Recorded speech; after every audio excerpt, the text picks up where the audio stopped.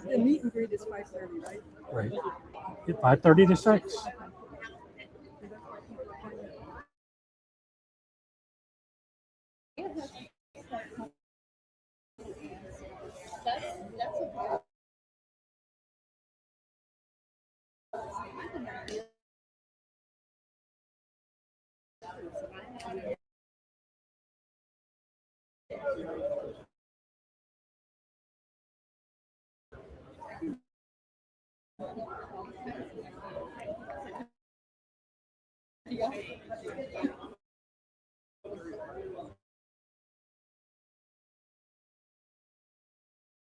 Here at the Democratic Candidates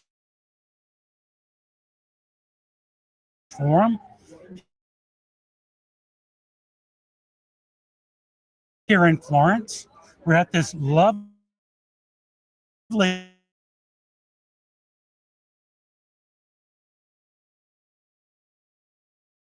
wide candidates, and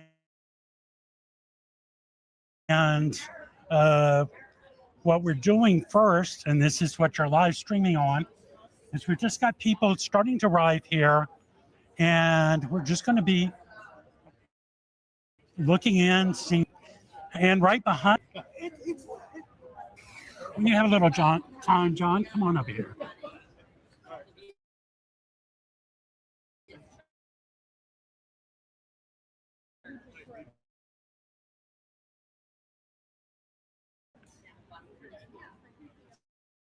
So, of course, this is John Vincent, man of the hour. And right behind him,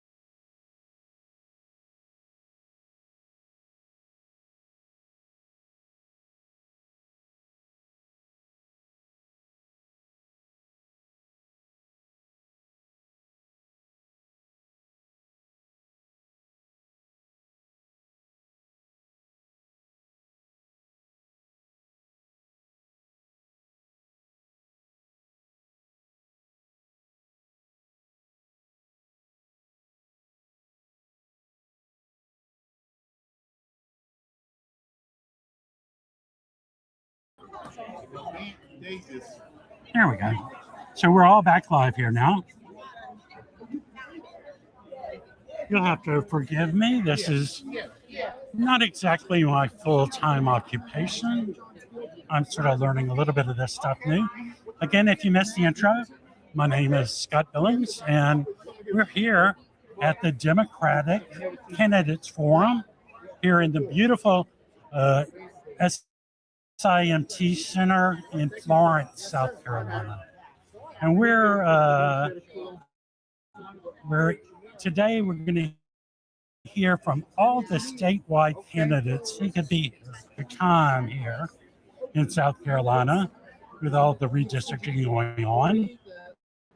but we're here and we want to hear what the candidates have to say. Of course, this back here, this is John Vincent talking to some folks. I've got another candidate over here we can talk to. Hey, George, come on over here for a second. This right here, this is George Blumenthal. And George, what are you running for? I am running for SC House, District 104. District 104 of the South Carolina House. Little River. And I'm not speaking today, which is why I'm not dressed up. Thank you. That's okay. He looks kind of like all the people look in Little River, you know. But anyway, thank you, George. I appreciate it. So, let's see. I'm just going to go behind the camera a little bit. And I'm going to just sort of tilt the camera around.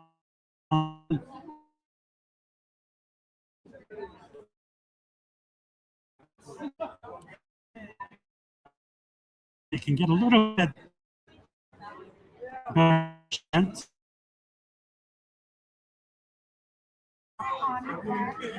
There we go. So now you can see a little bit more of the people. How are y'all today? My name is Scott. So wave hi. Remain calm. Okay. Remain calm. Remain calm.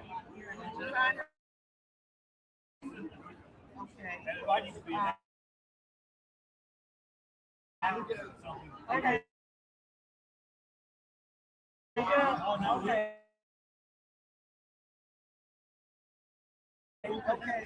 We have Annie Jones. Come in here to hear today. Do you have a certain question you want to be asked? Well, I'm interested in education. Interested in education? I'm Absolutely. also interested in Medicare and the fact that we seem to be losing hospitals, and especially in the county. Yep. Marion is in serious danger of losing its last hospital. And for you guys, if you had to go to the emergency room, how long of a drive would that? Well, there's Dillon, which is about maybe 15. Still, nothing right there. No. Right. Those So are the two things I'm worried about. yes, ma'am. Damn. Very good. That's a common and Dylan to talk about is lose their health in the hospital. It's a major issue here.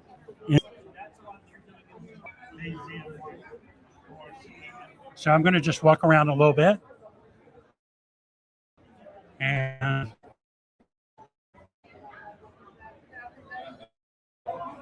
hello, how are y'all? You're from John Vincent? Union guy. We went Sunday and talked about all the Notice our bumper stickers symbol.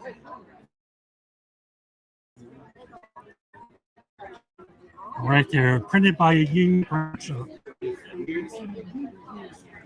We're good. We're good. Absolutely. I like your new. Very nice. We're on Facebook Live right now. I think we are. Do you want to hear us today? I don't know that I have any questions for the Democrats. I'm on board with everything that's going on with the Democrats. Okay. You're part of the solid base. Yes, I We're am. depending on you guys guys to bring out a fireworks. We had a candidate rally at our house. Fantastic. We have never been about the This partner, Yes, this is my husband. your husband. Hi, I'm Scott. And And we had the rally for him, basically. fantastic. We love John. We've been following him since he first opened his mouth in front of City Hall on President's Day Yes, ma'am. in 24. 24. What? You live in Georgetown? No, we live in Oriole. You live in. Okay. So, regardless of what the city Senate votes on redistricting, you're still going to stay So angry about that. in SC. But I mean, I'm seeing all of these people and trying to get people to vote for him. And then it's going to be all for nothing. Well, you know, it's not just. And other people outside of this district haven't heard him yet. And to tell you the truth, it's not just the pounding the pavement part. We've gotten in.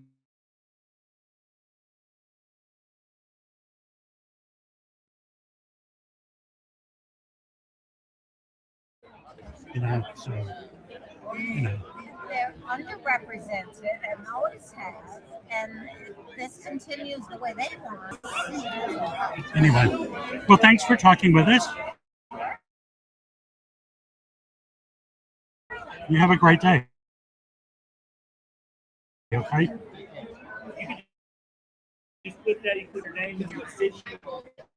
So you heard there, that story is pretty typical. You know, they really call them nuts, and they're kind of a little bit upset about what's going on. Redistricting. I am just going to tilt it around, so you're going to get to see just a little bit an idea of how many people are here. Each one of the tables is a different candidate. I see lots of table. There's Sylvia Wright's table. There's Miss Winter's table. She's over there today. There's Susan Gill. We got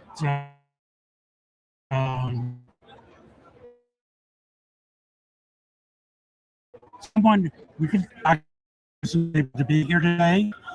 She's the only people here. So there are people representing Tranny, and I'm gonna. Okay.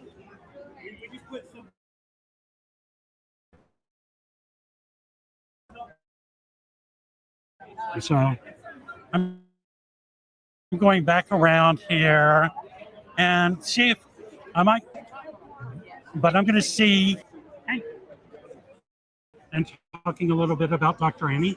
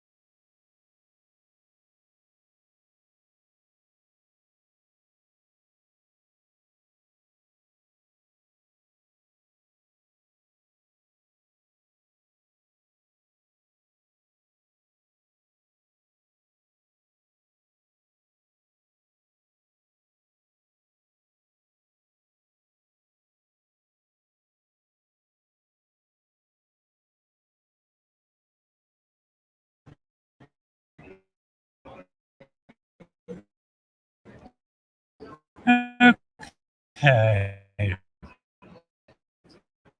I think I do want to point out one thing that happened maybe like uh, about 2 months ago. Russell Fry had an event in Florence where he actually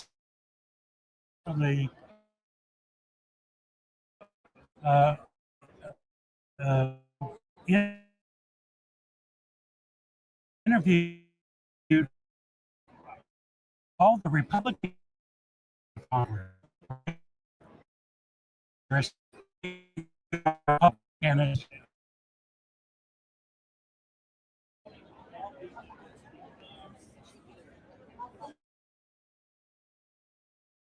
From what I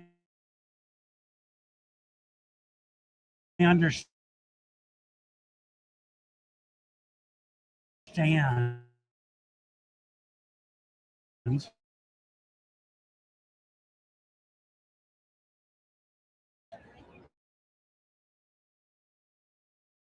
from a couple of the people here who went to the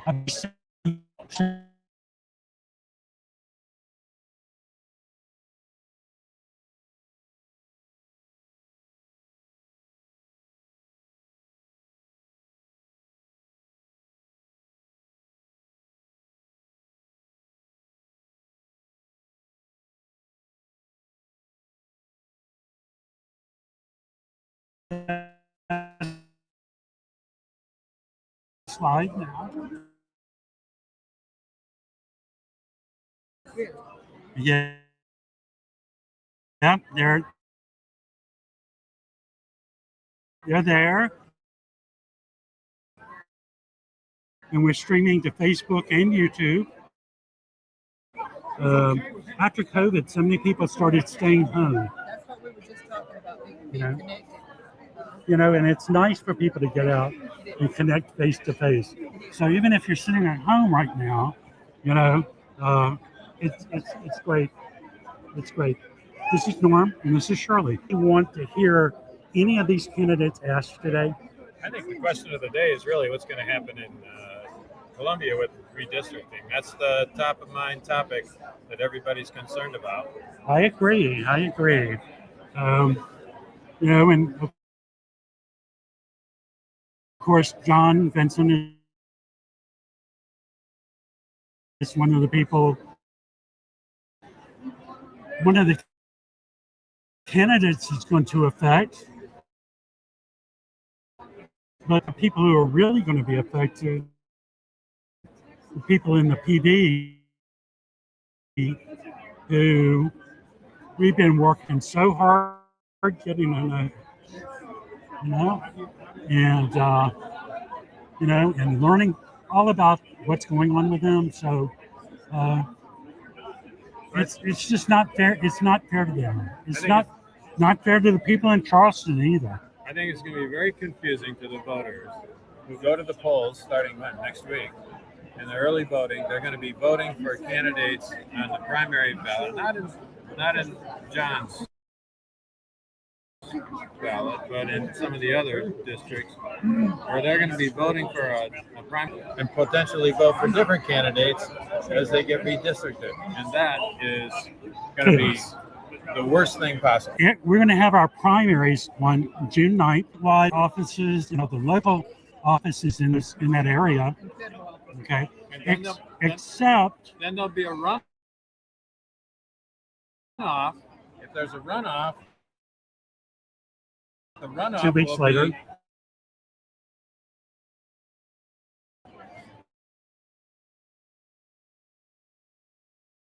June 23rd. Right. And then if they redistrict, then Or I read the low estimate how much it's going to cost the state is $40 million. at least. Because you No. have to pay all those poll workers. You gotta pay all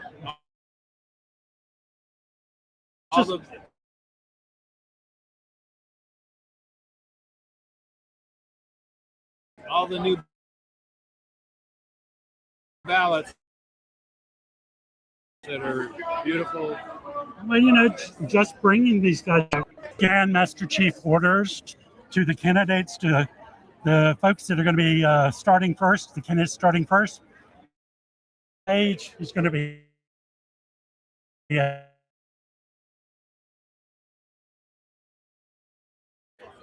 and we're going to be going inside. We're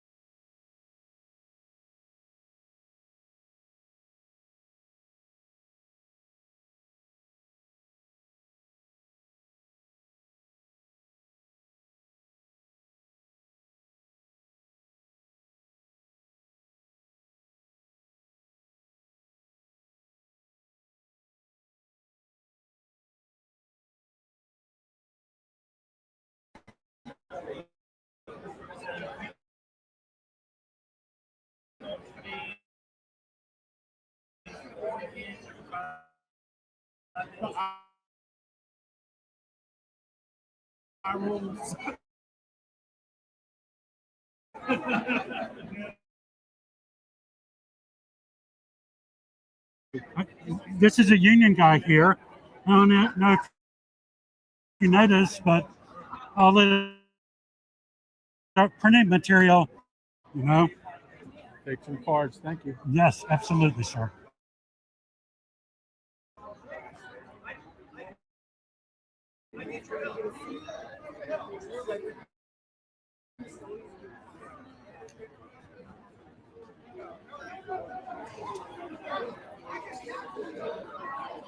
Scaring all the ladies. There we go. Well, there we go. It's sort of.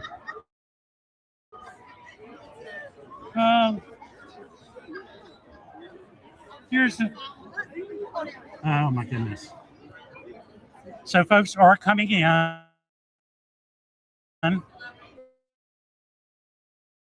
So I'm going to go quiet for just a little bit, okay, and start moving my of the candidates.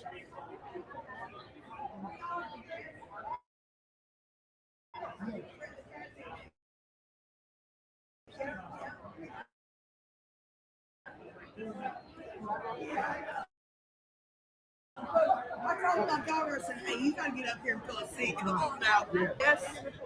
Oh, awesome. Awesome. Yeah, she's been awesome.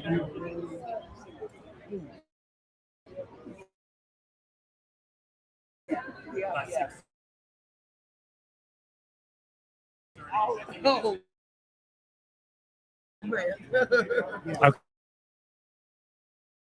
Okay, so Matt was kind of shy about going on the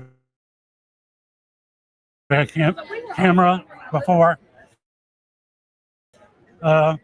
Matt is a brand new father. How old? 2-month-old. So anyway, Matt is going to help me because I'm going to need to take my tripod. Okay, so if you can just pick up the connection. All right. Okay. We're going to unplug that.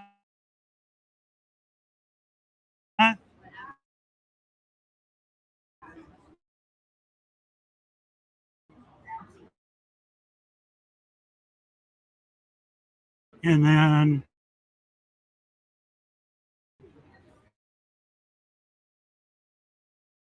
guys, this is going to get a little shaky, but it won't be too bad.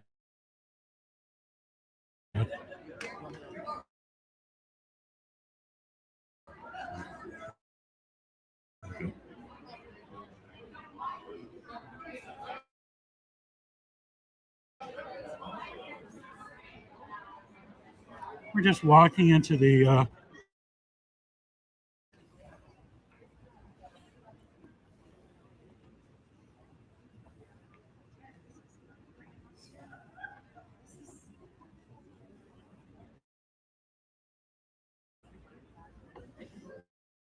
so we're inviting all the local candidates to come down front.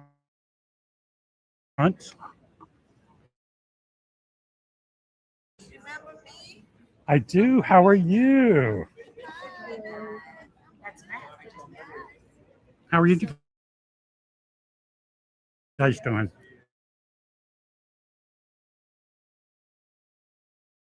Good. You want some taffy? Say hi to the people on Facebook. Thank you, man. good? When you get time, can you get my power pack? Okay, where's it? It's right where I'm sitting. It's kind of good. I'm going to have to unplug it. And so I'm just setting my PC down here so that we can go on and continue talking.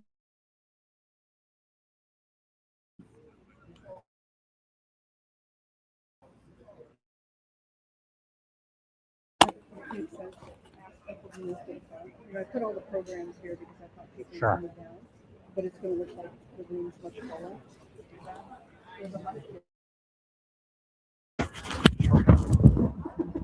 Come on, Mom.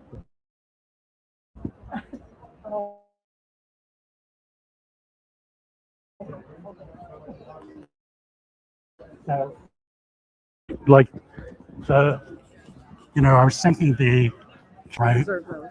and so yeah, I'll speak up and encourage them to come down.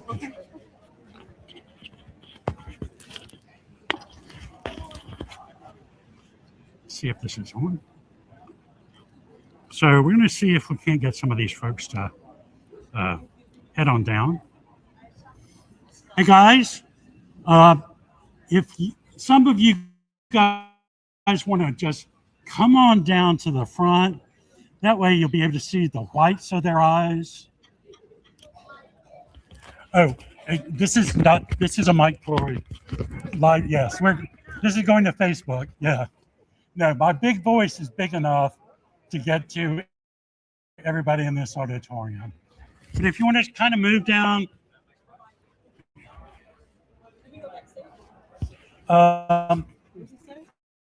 sit in the front row. Okay. All right. Yep, just going to sit down in the front row. Okay, so no backstage. Not for right now. Yes, they actually are meeting backstage. Okay. Oh, I thought he's okay. I'm sorry. Excuse me.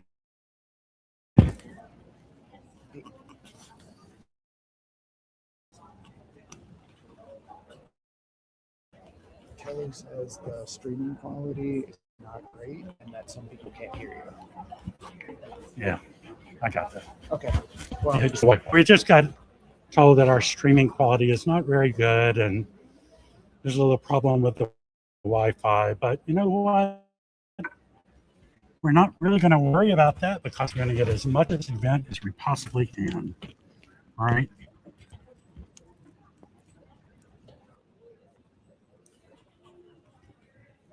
I'm just going to check real quick to make sure. And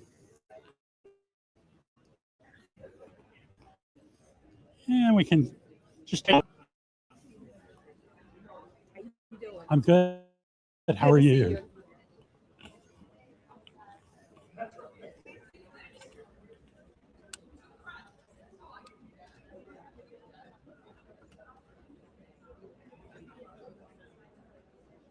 Okay, so it looks like we're doing better now. It looks like the video and the sound is coming through a little bit better.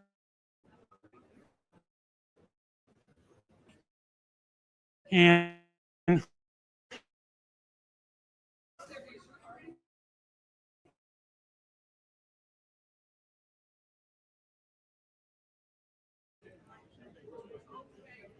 I think they're probably just about getting ready to start.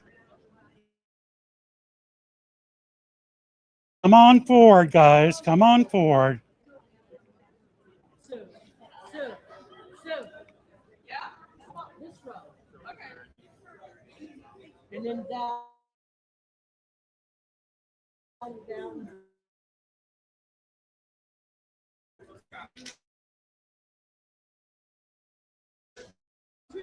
doing, man?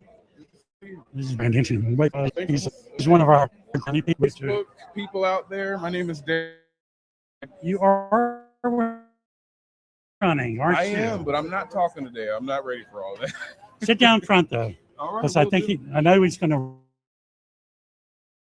recognize you. All right. Okay, man. Well, thank you for putting this together. Yep, absolutely. So that was Darius, How you doing? and this is an amazing guy. He really is. He's very energetic, and Marion's been having a bit of controversy over the last few months. They got a large data center that got approved by their county council in the middle of the night. So it's led to a little bit of controversy.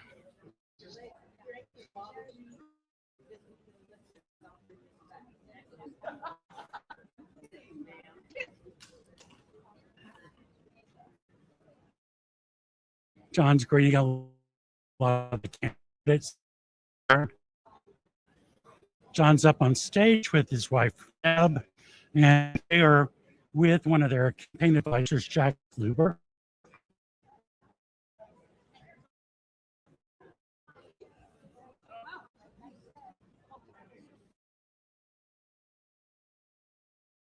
For Senate.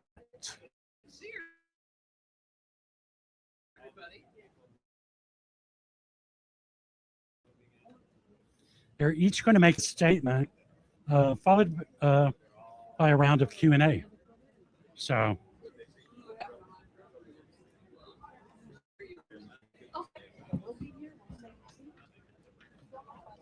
Or we'll sell it for 500.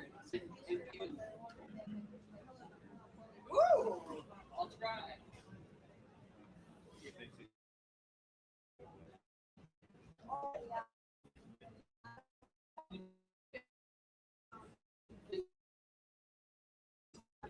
Folks, hope you fine. Take care.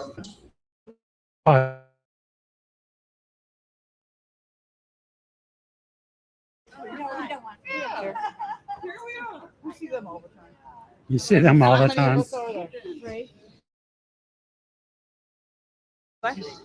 I'm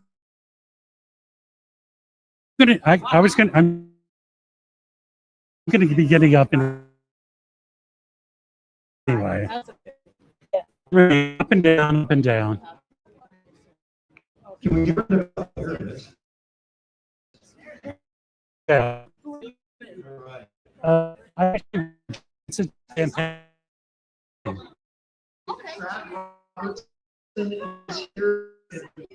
Yeah. Lisa Ellis.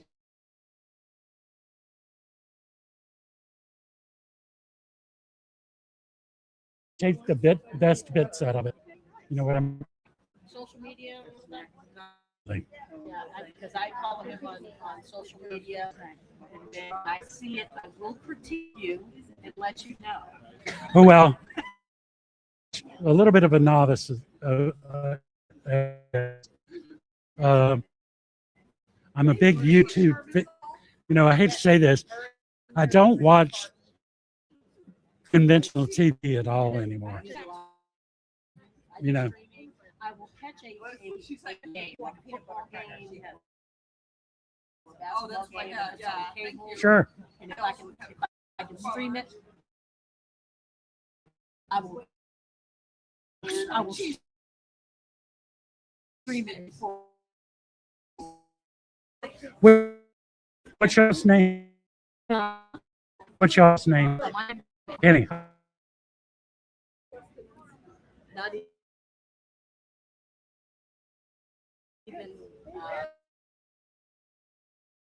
The only problem with watching YouTube, you just have to be careful about who you trust. So more and more, that's the game. People give up their better judgment. Get overwhelmed. These companies like the Berry, Yeah. not like So, hi, sir. How you doing?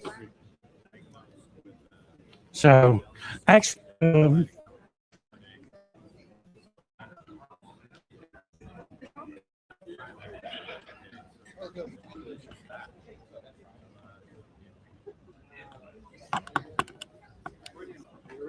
so we're definitely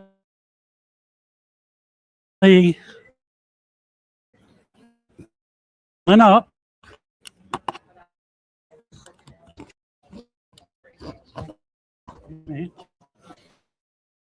I just showed my butt to a few people.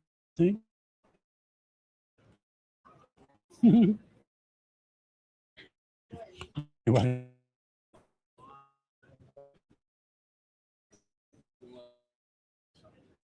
I'm good. South Carolina's budget annually. Absolutely. Mm-hmm. Absolutely. And, when we talk about row crops, hurt by the tariff situations. Not just that they look to markets who to sell to, but the price of fertilizer, the price of farm equipment. That's right. So not only were they hurt by the tariffs, they were also directly hurt by the war in Iran. We've proposed for our campaign. South Carolinians are demanding true leadership that puts puts people over politics. Feeling also the pressure of rising healthcare costs, veterans are still fighting for the benefits that they so earned, and seniors are worried about protecting Social Security and Medicare. Working people are trying to keep up with the economy.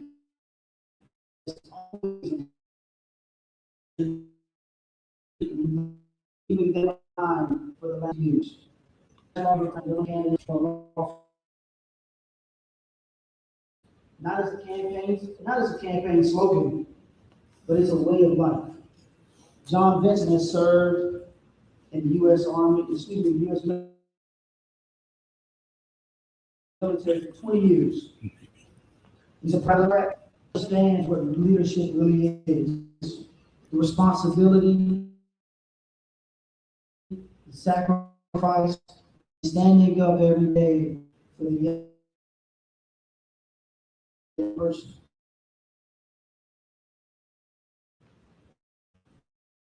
I remember hearing the story about John when I first met him. He came to Florence and about how he had to navigate typically candidates or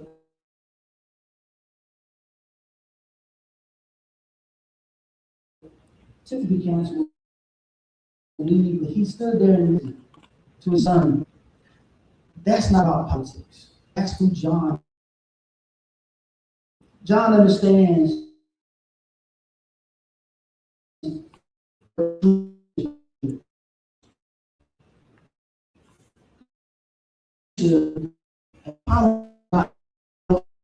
fear.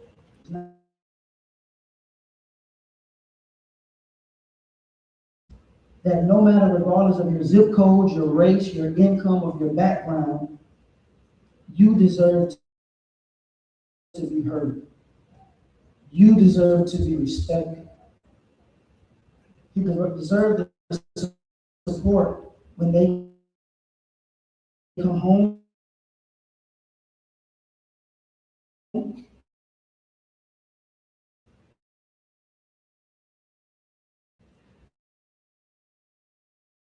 He believes that we should act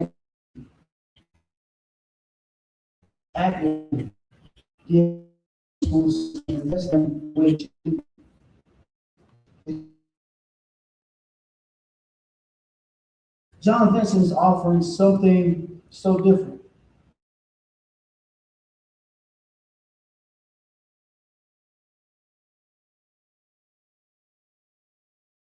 He's offering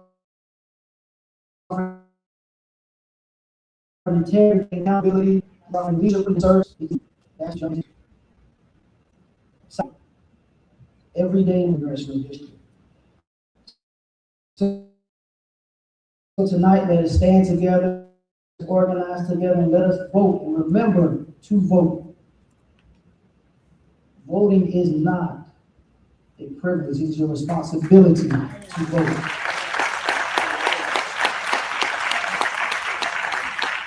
So let us send someone to Congress who wants to be a true leader to us and lead us not because of his own personal beliefs, but because he wants to lead the people of the 7th Congressional District in the way that it should be led. So, ladies and gentlemen, if you could stand on your feet and be a proud welcome to my friend and a true leader in Congress of the 7th Congressional District, John Vincent. There we go. That was very, very nice interview. I know Mayor Florence, South Carolina.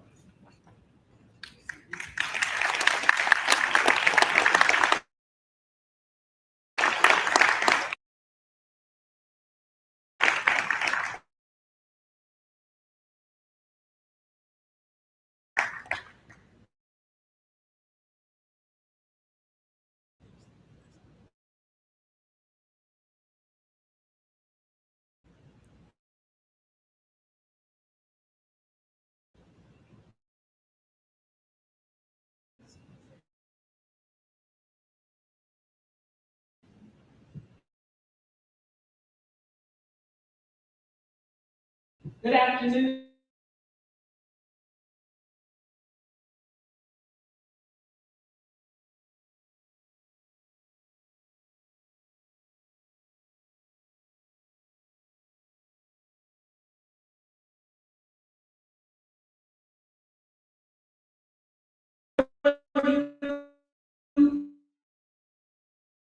In a time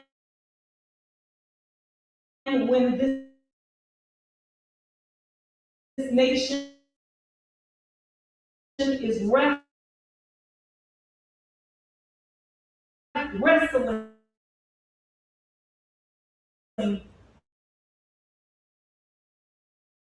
with the difference that should be reserved for servants of the people. Lord, we ask you to search the hearts of every candidate chosen to run for office. Let them not seek titles, not power, not applause, not personal gain, but let them seek service. sacrifice.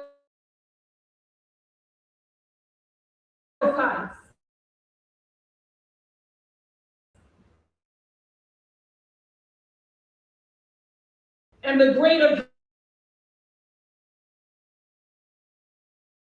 good of all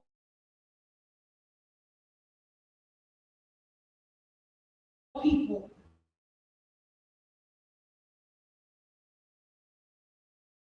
Fight for the people and not merely for position.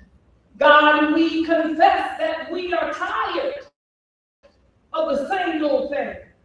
We're tired, oh God, we're longing for change, oh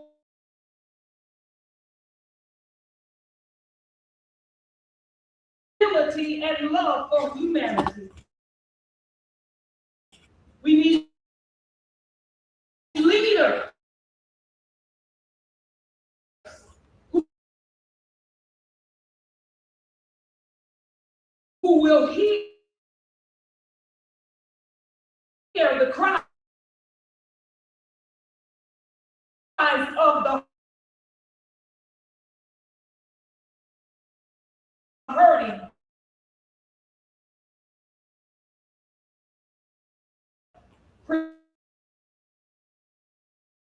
Protect the vulnerable, defend voting rights. God, I'll say it again, defend voting rights and work to build, push forward with courage and purpose in these desperate and uncertain times, oh God. Have your way, oh God.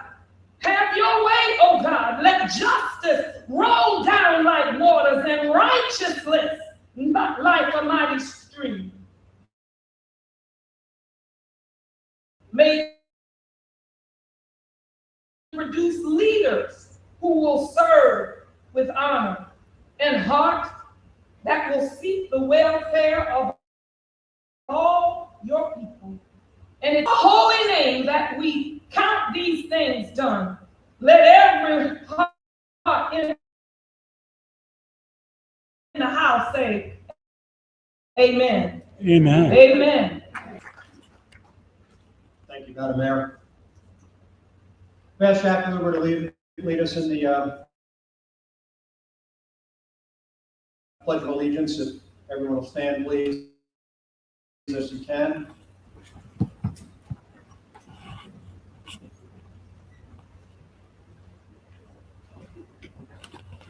To the flag, for which it stands, one nation, under God, indivisible, with liberty and justice for all.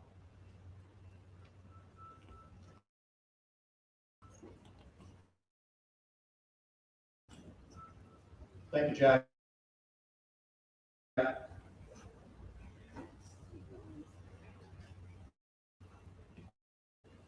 I sincerely appreciate everybody coming tonight.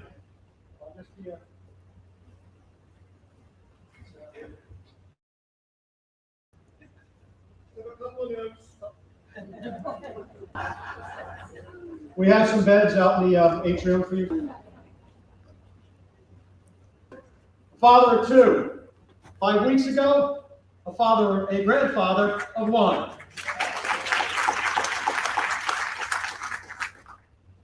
A husband to an amazing woman. Dad, if you want to stand it?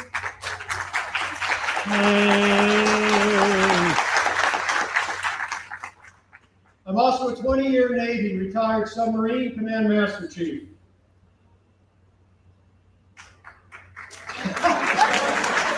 That's called prop applause.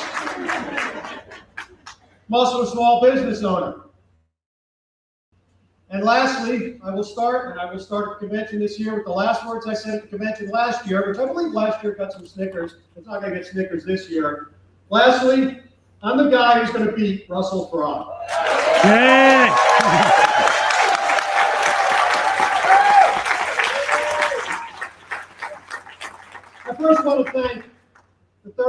candidates that are here: school district, school board, state house, numerous statewide or gubernatorial candidates.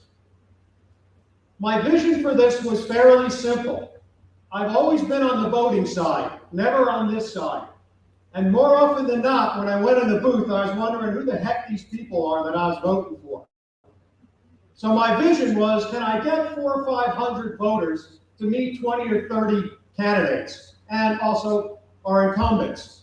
At least a face, maybe some questions, maybe some conversation before, maybe some conversation after. But we should know these folks that are running to represent you. So that was the vision. The candidates tonight, I assure you, have put people over themselves to do what they're doing. The same with our elected officials that are with us tonight. Selfless service. Running is horrible. Serving, I imagine, is probably pretty bad too. You don't do this for fame. You don't do this for money. You do this because you want to try to do the right thing. Unlike what's going on in our state right now, these people that are running are putting people over politics. Many of the Republican incumbents are putting one man over all of you. Not right. Tonight, we're here to serve notice. The people will exercise their right to vote. The people will exercise their right to show who they want in office.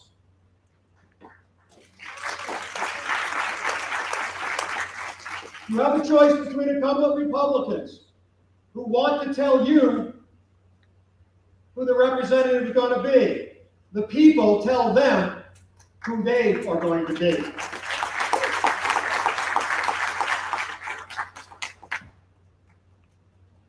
Folks, here's the deal.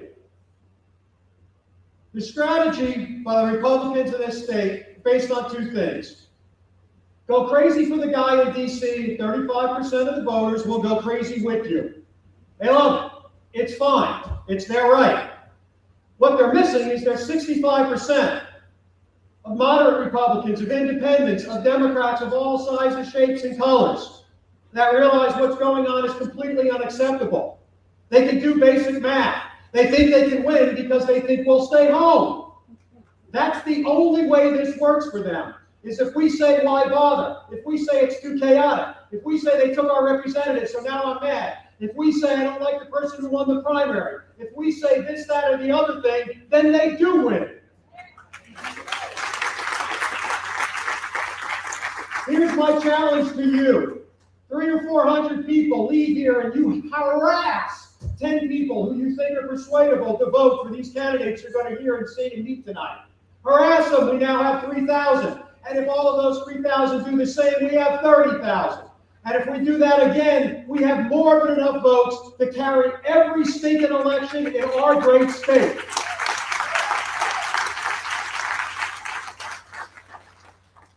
I'll close with this. This was a huge risk. If 4 candidates said, sure, welcome, if no elected official said, I can squeeze you in, and if 3 people decided to come in because it was hot outside, this would be a very bad look. For all of us. I can deal with it. But for all of us, that's not what happened. This happened. Here's what I will tell you when we win and why we will win. Historically, we think way too small, and we play it way too safe. We don't want to hurt feelings. We don't want to say off-color words. We don't want to make sure that we do the things and we do the polite things and we're very nice and nobody gets their feelings hurt. We lose with that, folks. This is war.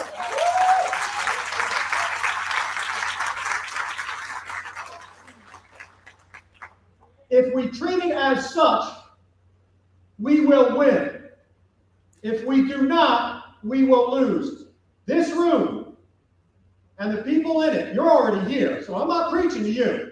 But there are thousands and tens of thousands and hundreds of thousands of other people that we have to energize. We do. If we lose, it's because of us. That's the attitude. We will not lose, will we?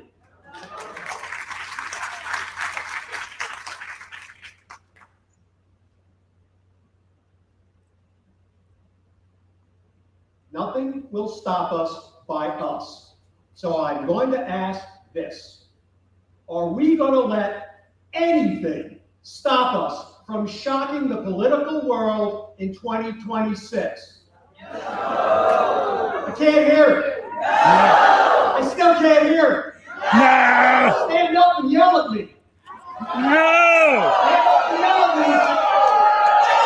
Stand up and yell at me. The answer is no. When somebody says No. you're too tired to go to the polls, you say no. When somebody says, you know what, today's not a good day, you say no. When you say, I don't have enough fun with these candidates out, why bother, you say no. We say no, because if we say no and we do this, we win.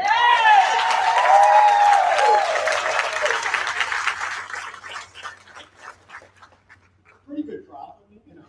Not my best work. So that was John's opening remarks, and now he's going to be bringing on. I'd now like to ask our elected officials that are here tonight to share the stage with me. Any former officials that we hear tonight, please come up and share the stage. You can come up too. Absolutely. Come on up, bro.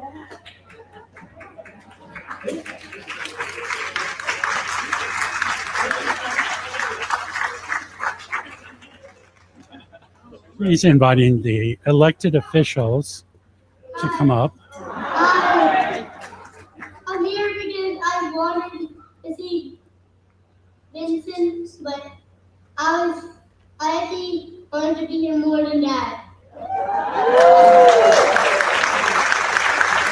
I'm going to be $20 later.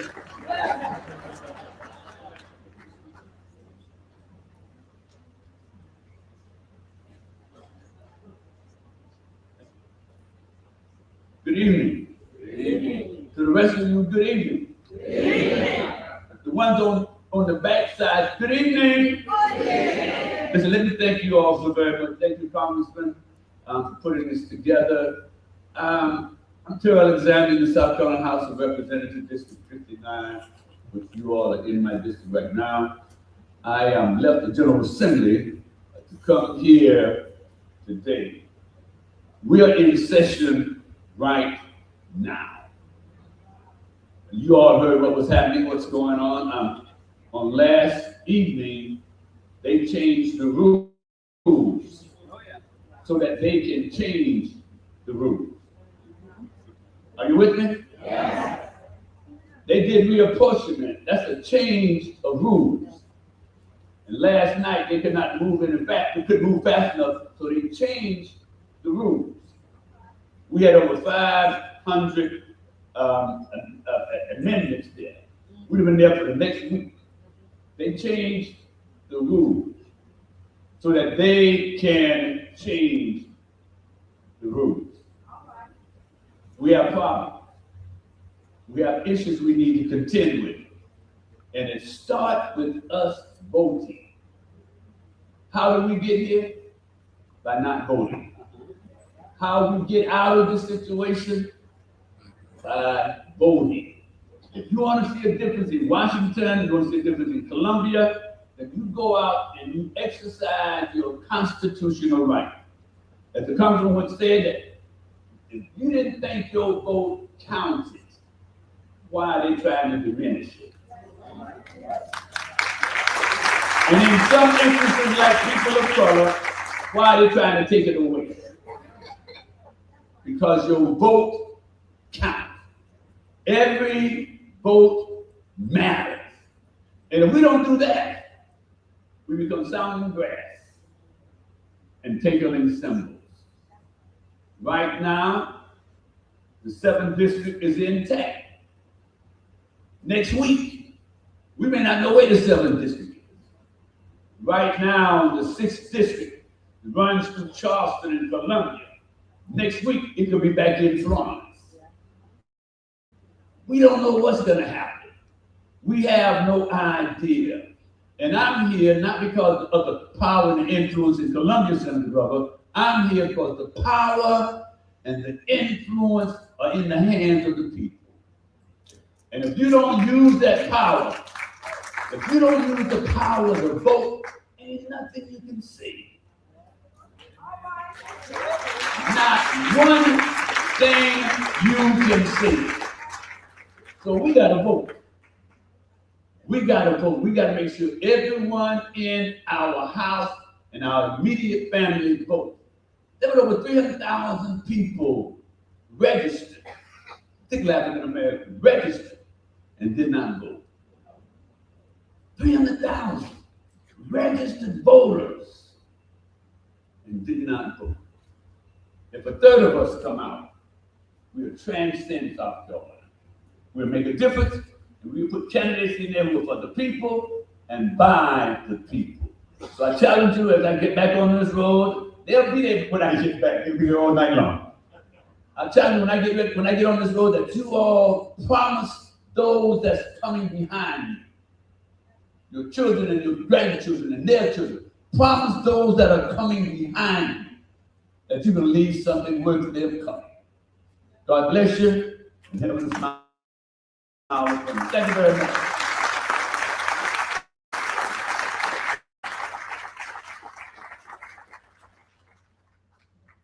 I'd like to ask the, before I do that, Senator Dalton, where are you? I know you were here. Could you please stand? I want to recognize you. Thank you so much for being with us tonight. Appreciate it. Can I ask all the South Carolina House candidates to join our elected officials on stage? If you're running for South Carolina House, come on up.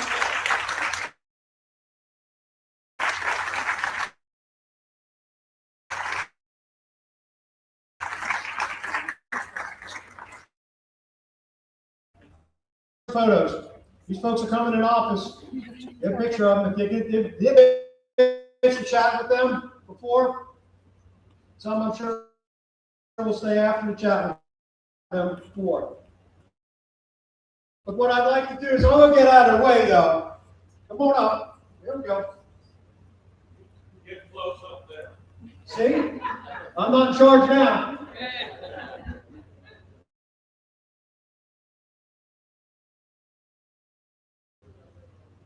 The folks you see up here that are elected officials, these are your alternatives. If you don't like what's going on, if you don't like the price of gas, if you don't like these other things, if you don't like what they're doing in the State House, this needs your support. So please give it up.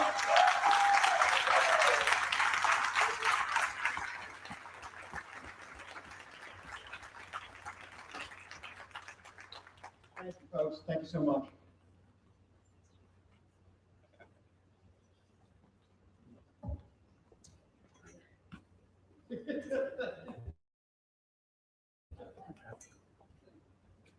I'd also like to recognize South Carolina Democratic Women's Council President, Barbara, my coach Caraway.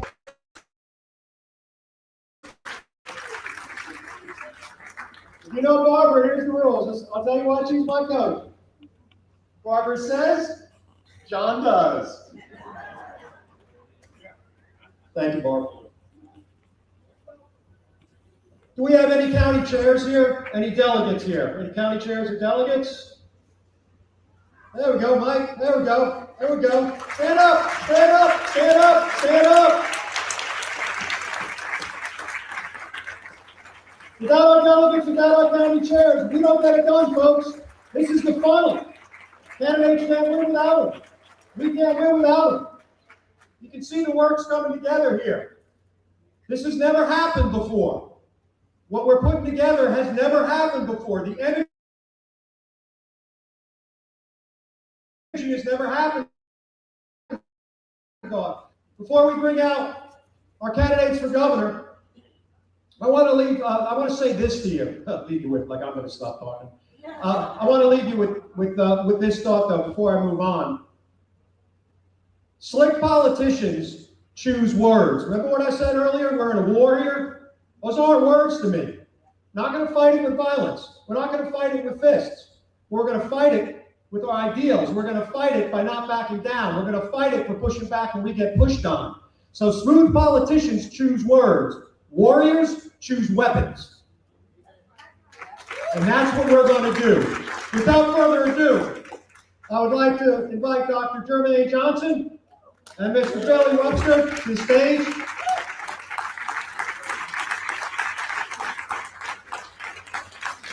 These are two gentlemen running to be governor of South Carolina.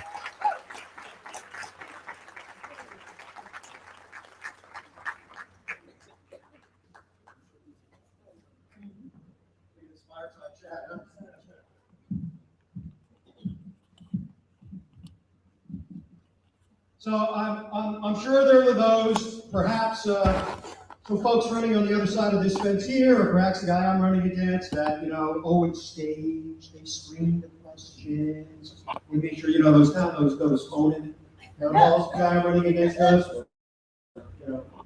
You'll only answer the questions and he approves the answer. Okay. This is staged, folks. Okay, here's the deal. I sent these gentlemen the questions a week ago. This is not intended to be a gotcha. This is not intended to be a debate because they are both eminently qualified to be your governor. My job as the host is not to sit here and throw dingers out or get them to scream or yell. My job here is to just get you to hear a little bit from them, to just learn a little bit about them. Wouldn't that be refreshing? So without further ado, Billy, take a minute or two. Yeah, How thank you, are John. you, man? Who are you? Who am I? Good evening, everybody. My name's Billy Webster. When I was growing up, my mother had a sticky note on our refrigerator. It was about this size. It would fall off about every year, and she'd rewrite it, and she'd stick it back up. The note said simply, don't talk, just do. That was the way I was raised, and that's the way I've lived my life. I've started 4 successful companies in 4 industries. I've created thousands of jobs in South Carolina and around the world. I've worked for 2 American presidents, most recently for Bill Clinton in the White House, where I ran scheduling in advance, which may be the hardest logistical job in the free world.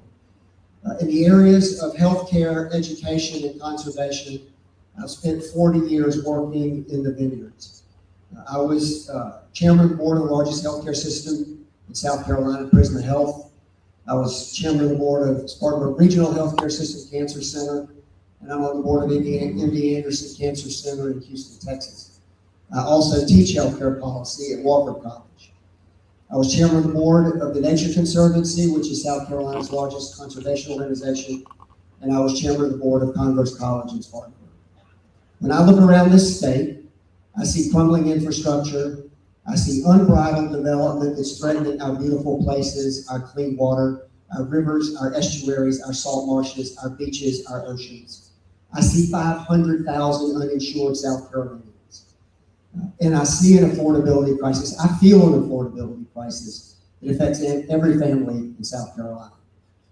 In those areas, I have spent my life. I understand them.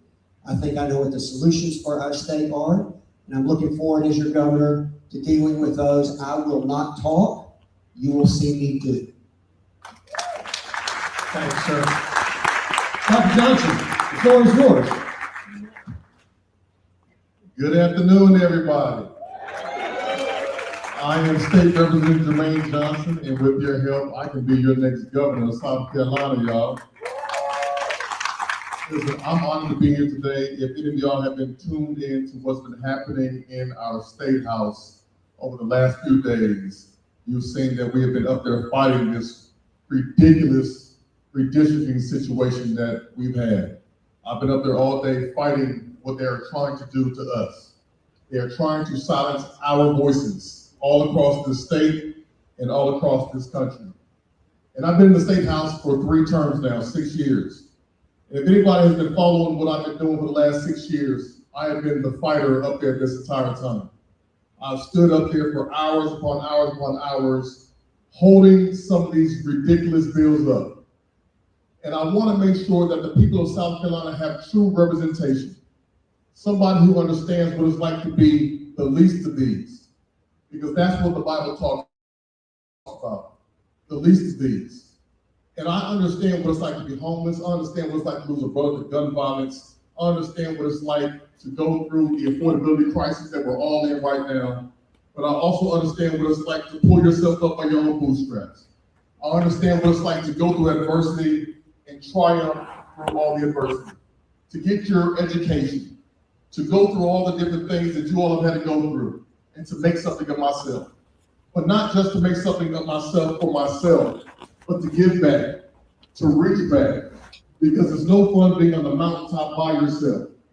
You have to reach back and invest in the next generation of people. In this state right now, we have the worst roads in the entire country. We have the worst bridges in the entire country. We have an affordability crisis where people are choosing between their health care and just being able to pay their bills.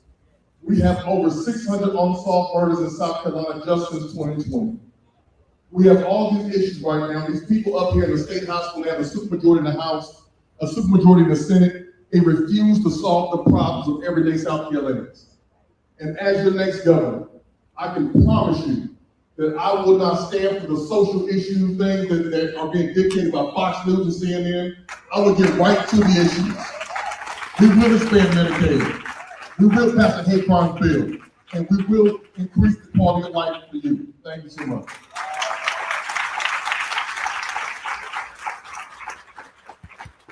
Thank you, gentlemen. First of three questions, and we'll reverse it since Bill went first here, so we'll start with Jermaine. Jermaine, why are you running? I feel like I had nothing else to do with my time. I am running for governor because our priorities are way off base. Every single year since I've been elected, we've debated abortion. Every single year since I've been elected, we've talked about guns. Every single year since I've been elected, we've talked about restricting women's rights. Every year. For whatever reason, they don't want to talk about the priorities of the people of South Carolina. 2.5 years ago, I did a statewide tour. I went to 30 different counties. And I did this travel with a bunch of former gang members, an organization called Gangs of Peace, because I wanted to go to the county so that I could hear the actual issues of the people of South Carolina. And I did this long before I ever considered about running for governor. And I didn't do this just so I could get the information for me. I went around this state to get the information so I could take it back to their representatives and their senators, because I don't believe in keeping information for myself to do a one-up gotcha. I don't believe in playing politics in people's lives. And I went to every single county. These counties, they all said the exact same thing. They said they needed more access to mental health resources. Every single one. And that's why you see me talking about healthcare and mental health all the time. Because we must expand Medicaid in the state. 500,000 South Carolinians will then have access to healthcare if we expand Medicaid in this state. We must do that. And the people of South Carolina deserve it. So I'm running for governor so that we can actually address the priorities of the people of this state, not just what Fox News and CNN tells us to do.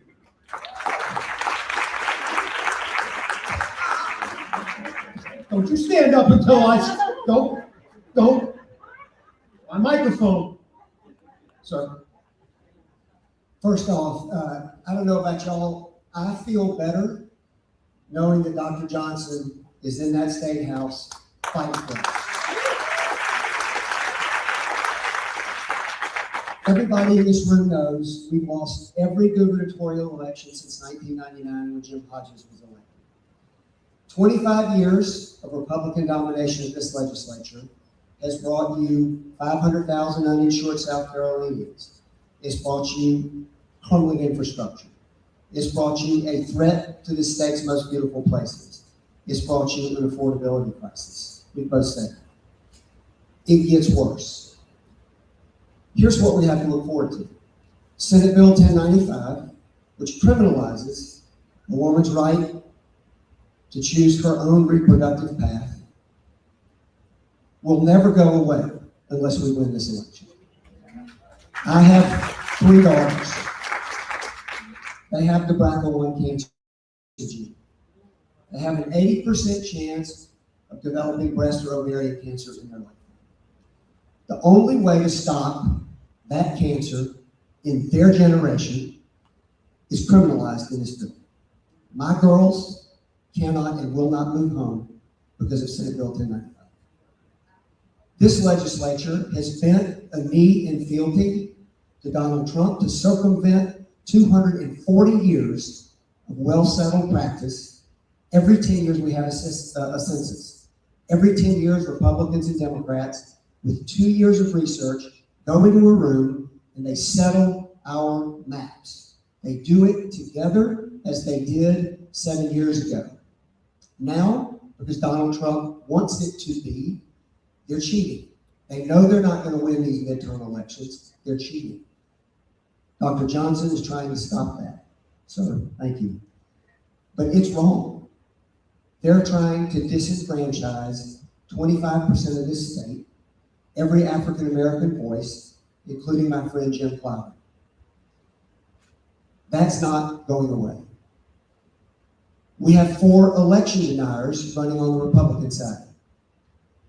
None of them believe Donald Trump lost the 2020 election. They are going to be in charge of your polling places. If you think you've seen election intimidation, polling place intimidation thus far, just wait.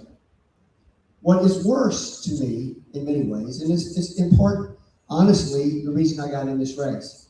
I was raised to believe politics was the contest of ideas. That we went into the public domain, Republicans and Democrats, and we debated things that were good for y'all. This administration, both in Washington and in Columbia, has turned politics into a political grudge match.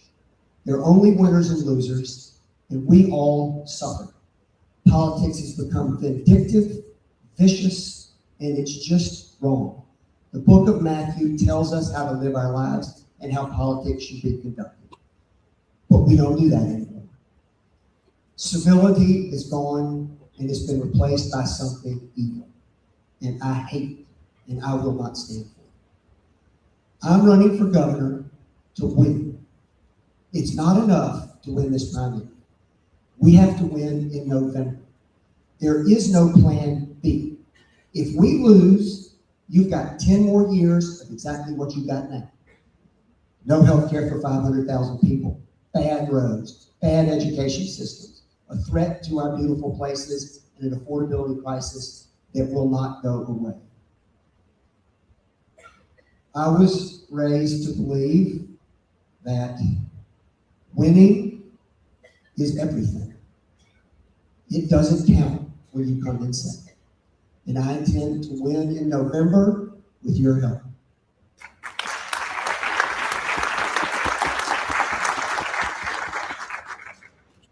You can sit down for that. Now it's chill time. I'll chill before closing statement. So I always think it's good to just sort of hear a little bit more, personal from folks. Just kind of like a little bit of lighthearted or whatever, but something that's not really politics. So the question I pose to these 2 gentlemen, and I'll ask you first, is should you be elected governor, what fun stuff are you going to miss? Well, first I have to say, John, when I saw you the first time the other day, you had your Submariner pen. The first thing I thought about was how it must feel to be cooped up in a steel tube under at the bottom of the ocean for about 6 months at a time. No wonder you got such a big personality.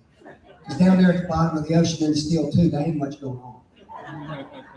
So I've got 2 great dogs. They're little. One's a husky about the size of a shoebox, and one's a long-haired dachshund. I plan on taking them to the governor's mansion, but I also have 6 chickens.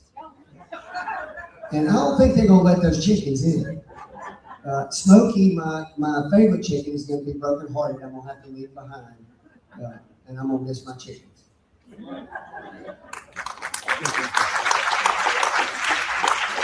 There's a lot of dogs and cats. Can't say chickens are on the list. It's all good.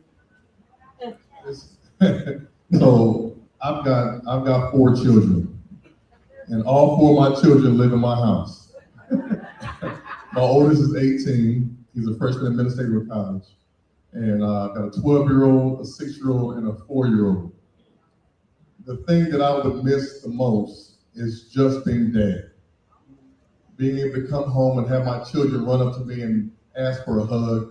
I do a lot of volunteering. I volunteer coach for T-ball. I volunteer coach for children's basketball. The 4 to 6-year-old job, man, them kids, they just be running all over the place.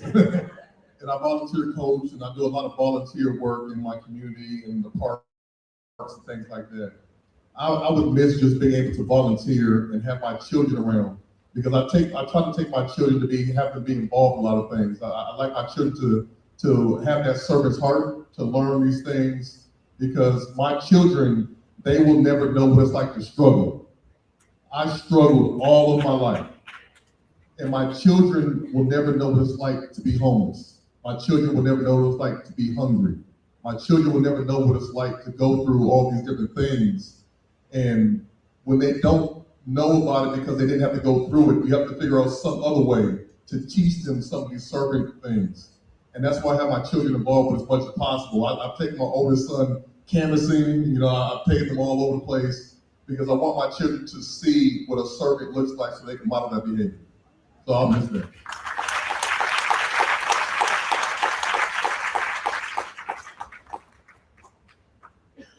John, if we're done, can I say one more thing?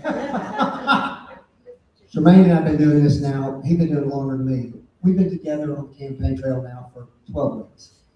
At least what I'm about to say, I feel this way. We've never had a crossword. Politics can be good. It can be a contest of ideas. And I think you should expect from all of the candidates for every office, I hope that we're treating each other with respect and admiration the whole way. One of us is going to be your governor, and the other one of us is going to be in the deal, helping all the time, because we got to change what's going on.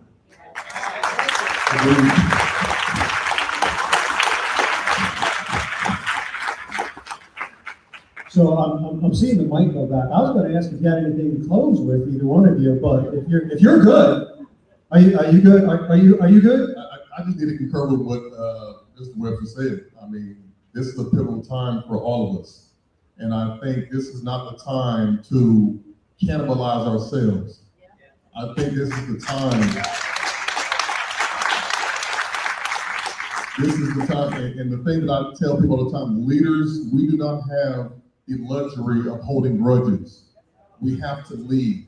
No matter who it is, we have to lead. And that's what I will do. I will lead, and I will forgive, and I will lead. That is our responsibility. And I concur with him. One of us is going to be your governor, and we're going to get some of these things done.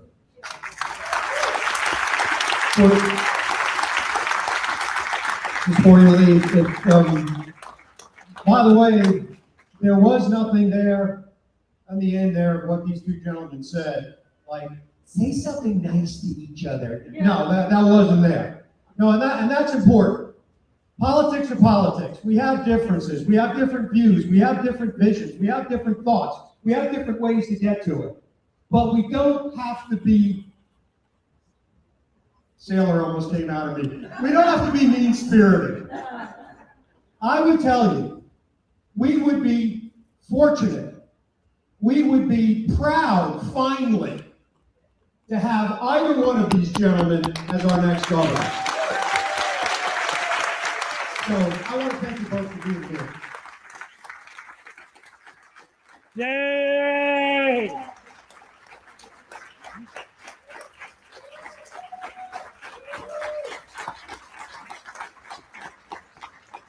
Good job. This literally popped into my head, and Deb is cringing right now. Now we talked about warriors, choose their weapons. This is mine. Hey, before we move on, we have something kind of cool in here. We've got a couple of candidates running that I think are related to each other. You mind coming up?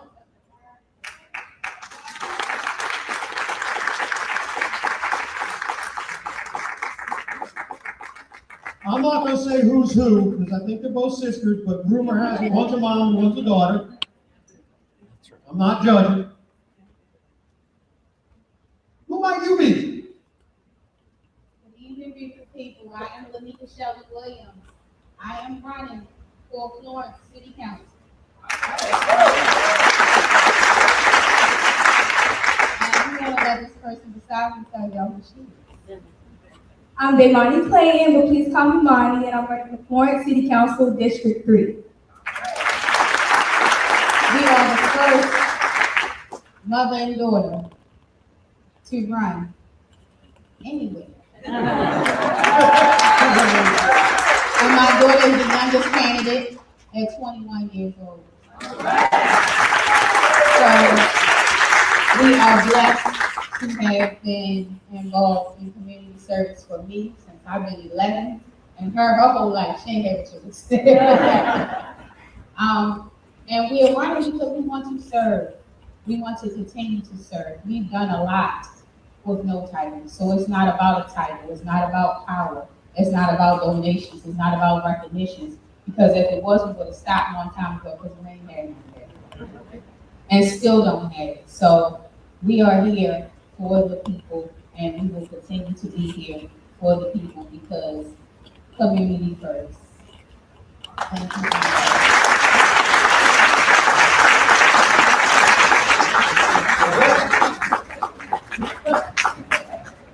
I guess I got 4 others.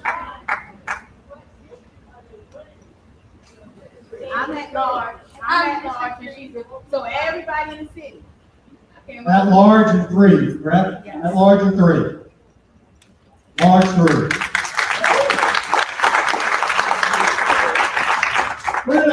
Before we bring out the candidates for statewide, a Senate candidate who was stuck in another place, but still scrambled. They walked here, actually. But Brandon Brown is here, so I've asked Brandon to come out. And 34 minutes, Brandon will tell you who he is, what he's doing. Good afternoon. Hi, Brandon. I am Brandon Brown.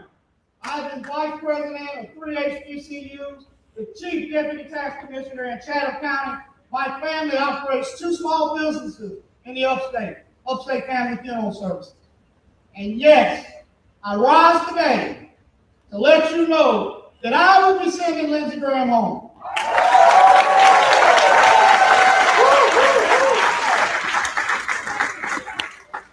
Lindsey is against the expansion of Medicare and Medicaid. He's against protecting education at Limestone University, $80 million economic impact, and he let it close without doing nothing.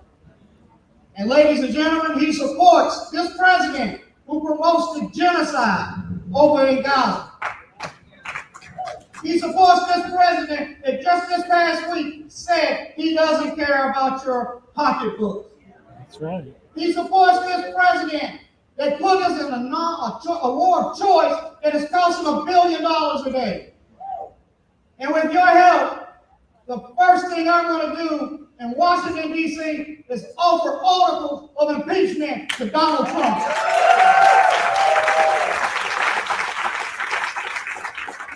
So I am here today to support my friend, but also to let you know Brown won't let you down.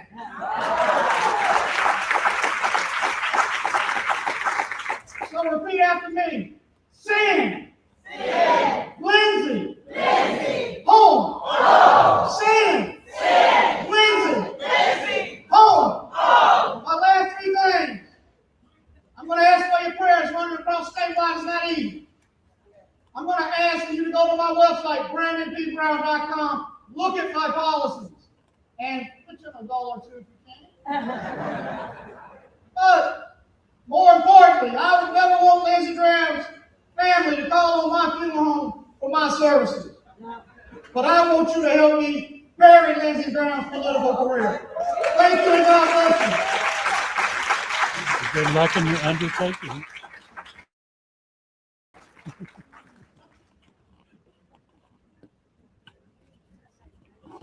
Thank you, Mr. Brown. So, I've asked these following statewide candidates. I'll introduce them and then I'll introduce the officer running for it. Just come out and talk for 3, maybe 4 minutes at most. And again, no script. I don't know if they're going to talk history. I don't know if they're going to talk policy. But again, I want you to meet these folks. Because no matter what they're running for, no matter what they're doing, they're giving up a lot of something else. Without further ado, Mr. Vincent Hosts, running for Treasury Secretary.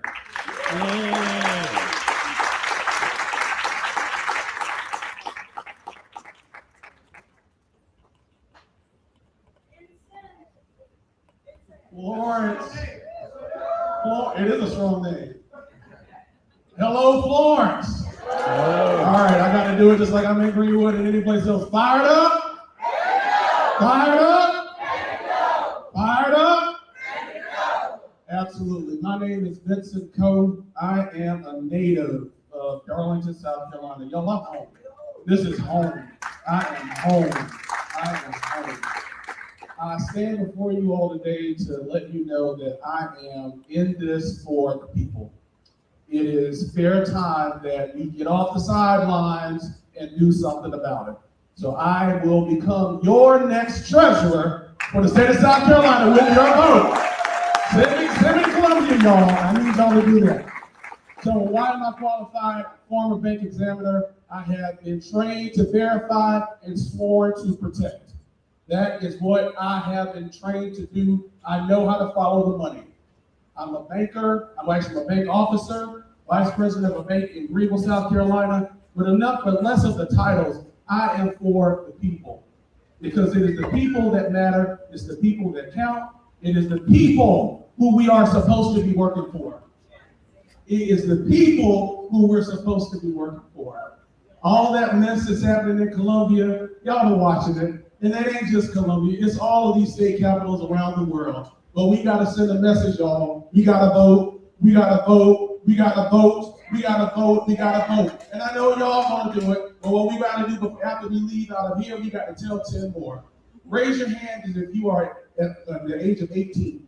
Age of 18, if you are 18 years old, this is gonna be your first time voting. Stand up for me, stand up for me. There we go. That's our future, folks. This is our future. So I'm gonna need my man right here. I need you to text 10 of your friends and tell them, say, it's your time. It's your time to shine. Because what we do up here is for you. So I ask you all to please pray for me. Above all else, pray for me. And I am thankful that I have this opportunity. My running challenger is going to come up here. Also, I do want to give him some credit, and I want to thank him. Trav Robinson is the former chair of the Democratic Party. Trav, come on up here. Come on up here, Trav. Come up here. Come up here. It's a pleasure to run. I want to say against you. We're not running against each other. But 2 years ago, this guy right here gave me the encouragement to run for state treasurer. And I believe that because of that, it gave me the courage to do what I'm doing today. And even when I decided to file the ring, you said you might step aside, but you didn't do that. But I appreciate your vote of confidence. I appreciate your vote of confidence in me and giving me the courage to stand up. I have. And I tell the truth. I'm a truth teller. But I do appreciate your service, sir. Absolutely. Thank y'all, Florence. And it's great. Listen, go to the polls, rock the polls. And listen, I know Barack had to think. What Barack say? Hope and change and all that. We will not stand down. I need y'all to say that. We will not stand down. We will not stand down. All right, let's do what we got to do. Thank y'all. Yay!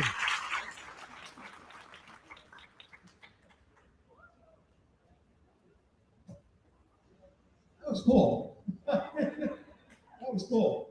Without further ado, though, I think Vincent's already introduced them, but and I told him that 20 seconds doesn't count against his time. So. Trav Robertson is also running for Treasury Secretary. Trav, there you go. Sorry, I was having a moment with Vincent. Good evening. Good evening. My name is Trav Robertson. I was born and raised in Anderson. I'm taking just a moment because what you saw right there, Vincent, was something that we need to get back to in our body politic. And that was two people who have a hell of a lot of respect for each other. And make no mistake, while I'm running for state treasurer, I would sleep well at night knowing he was the treasurer of South Carolina.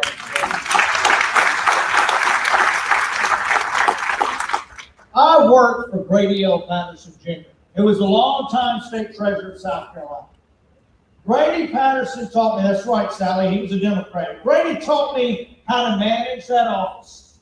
He taught me how to respect people's money.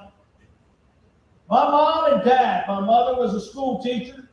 My dad was a clinical psychologist with the Department of Mental Health. They taught me how to live within our means and live with a budget. They taught us about integrity, about honor, and financial stability. This is the part where I continue to go on and on. But I need to say, right now, people are struggling. People are having a hard time buying a gallon of gas, a hard time buying a gallon of milk. The chicken that I buy used to cost about $12 or $13, is now almost $30. We pay Curtis Loftus $165,000 a year. We give him a defined benefit retirement. We give him health care. We give him dental. As I filled up to come down here today, I was reminded, Craig, that we even give him his own gas card. Because we give him a free car.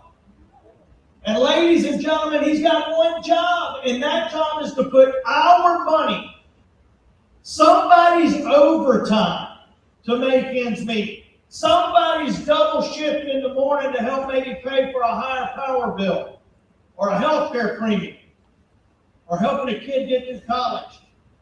He is supposed to put that money in the bank account, the right account, manage it, report to the Board of Economic Advisors how much interest he's made on that money, and to the General Assembly, the lieutenant, so he can exactly tell them how much money they have to appropriate. And he loses $1.8 billion of our money. And then he lies about it, George. He says they spent the interest, $500 million. And then he comes back a little while later and says, oh, no, it was a accounting error. And then a couple of months later, he blames it on somebody else. Last Thursday, I will conclude with this, Congressman. Last Thursday, 20 minutes before the legislature was supposed to adjourn, sine die, a Republican senator from Charleston, South Carolina, comes to the floor, and he's holding a 42-page document from a Republican inspector general. And in that document, it lays out the case of mismanagement, of not using money that was appropriated by the General Assembly for the legal purposes, for doctoring bank reconciliation records instead of using the actual bank records. And at the end, that state senator stood up and said, we believe that this needs to be referred to the United States Attorney and to SLED because it rises to criminal malfeasance. And this man believes that he deserves another state court. My name is Trav Robertson. My mom and my dad and Grady Patterson taught me how to do this. Go to TravForTreasurer.com. I'd be humbled to have your support in this primary. Thank you very much for being here, Congressman. Thank you very much. Jack, come on for 1 second. I'm trying to give this man the best compliment he's ever had. Come on. Come out here. Come out here.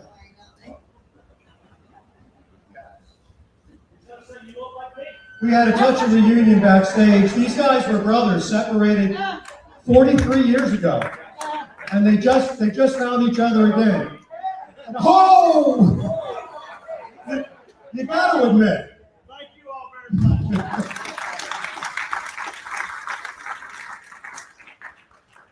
Without further ado, Secretary of State candidate. Hey, Councilor I'm sorry, Belton. Sorry, my brother. That's all right. Hello, everybody. Hello, everybody. Oh, yeah, I love this energy. This is the energy we need in November. Can I get a oh, yeah? All right. Now, on my way up here, I must admit my prayers was that I ain't have to go behind all these good old speakers. But God knew what he did, you know. But on a serious note, right now we're at a crossroad in our state. Big corporations, corporate nonprofits have drained all of the resources out of our great state. Our business owners and local nonprofits have been the backbone of this state. When we're talking about combating mental illness, homelessness that have significantly rose right here in Florence, all of these things are being combated by the nonprofits that have the limited resources.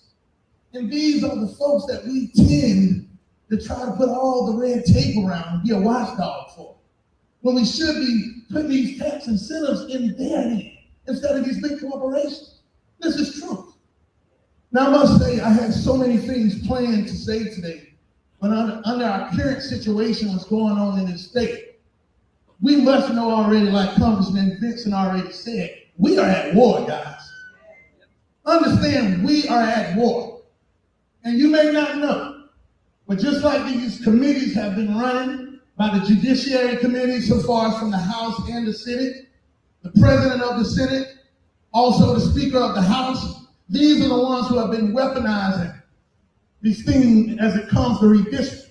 But did you know the Secretary of State sits on a quasi-committee with all four of them? All four of them. So he's been able to be a little ghost behind the scenes while we've been targeting people like Trump and Lindsey Graham. But Mark Hammond, I'm telling you right now, and I believe we live. Where's the live camera at? Where's that? That's one right there. I'm coming for you. You better pack your bags, and you better pack it now. Now, there's one more thing important that I think you guys should know. In November, up to 200,000 voters will be purged from the voter rolls. 200,000. Now, where do you think the big percentage of that is going to come from? You better believe it. We got a job to do, folks. Now, we have to fix this deficit that we've been losing by for the past few years. Now, I co-founded an organization with my partner, Brother Craig, that have been moving significantly through the marginalized and disenfranchised communities for the past 10 years.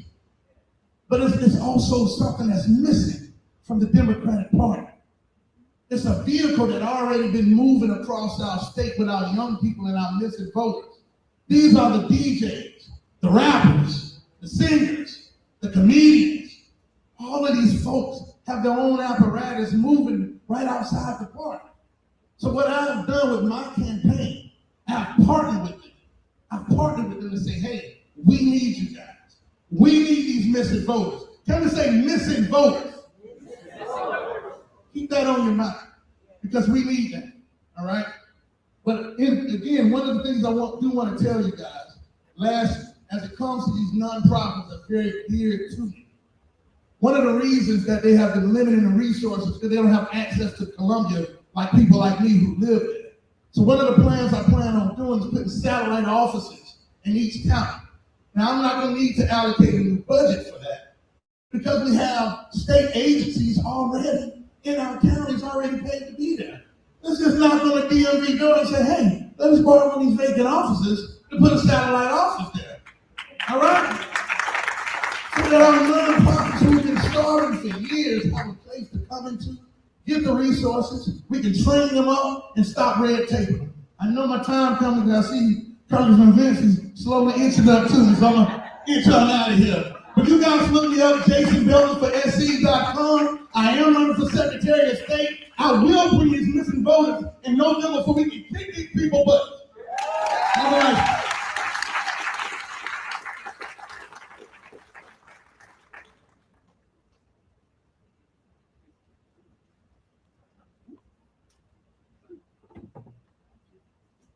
Good stuff.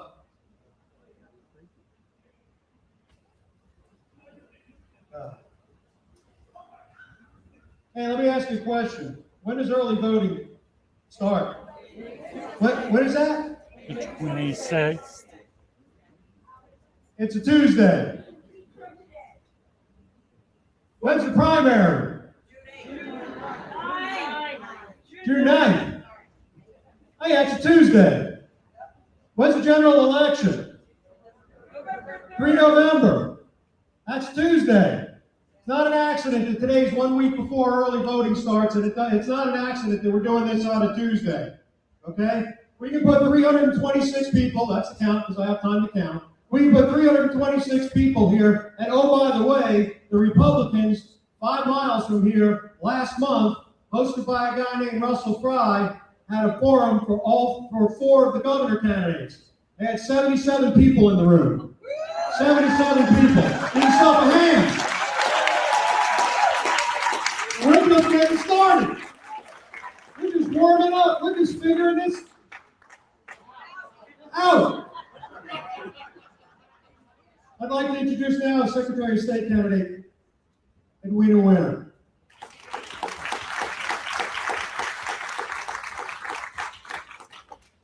Good evening, Florence. It's really wonderful to be here with you this evening. So my name is Edwina Winter, and I am running for South Carolina Secretary of State. As you can hear, I am not from round here. I can't get away with it. I try. It really doesn't work. But I've lived in South Carolina now for 14 years, and this is most definitely my home. I absolutely love being in this state. And it was one of the proudest days of my life in 2018 in Charleston, South Carolina, to become a citizen.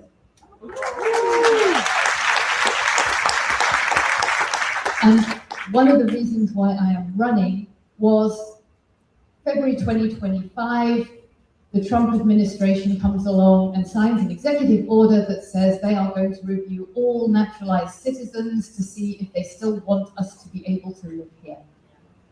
And that got me really scared. And then that got me really angry because I was angry with being scared. So I decided I needed to do something, and the something that I needed to do was run for office. So then I decided, what am I going to run for?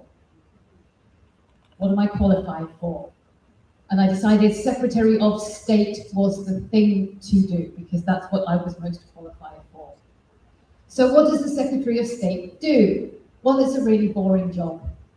It really is a really boring job. And as Jason said before, it doesn't help that our current incumbent has been there for 24 years and has done absolutely nothing. So it is time for a change. And it's time for me to be that change.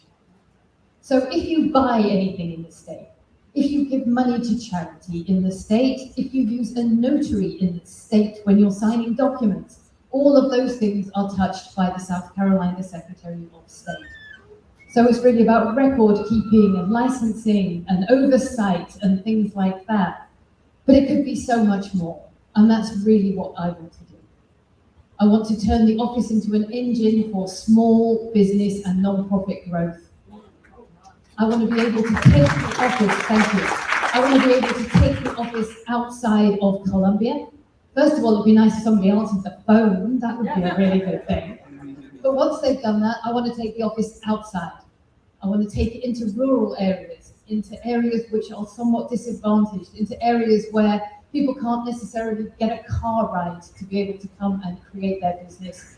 And then maybe put some offices in libraries and places like that, and make it a one-stop shop so that you can actually get your LLC or non-profit started in one day, one-stop shop, and that you can get access to grants, and that you can get access to bank financing, and that you can get access to business mentoring so that your business will survive. Because it's small businesses that are the absolute backbone of this state. It's small businesses that create generational wealth. It's small businesses that mean that you can actually then buy a house or send your kids to college, and that they've got a job to come back to when they come back from their education. So that is one thing that I want to do. Another thing I want to do is actually start to use the office as more of a consumer watchdog. Do you know where your money is going? Do you know who owns the businesses that you do business with every day? Do you know where your charity money is going? Do you know where all the scams and frauds are? They're getting more and more sophisticated every day, and we need to do everything we can to protect particularly our seniors from scams and frauds. So South Carolina is a generous state, and I want to make sure that money is going where you think it's going and being used for what you think it needs to be used for. And the third thing I want to do is actually shine a light inside the dark and gloomy corners of the State House.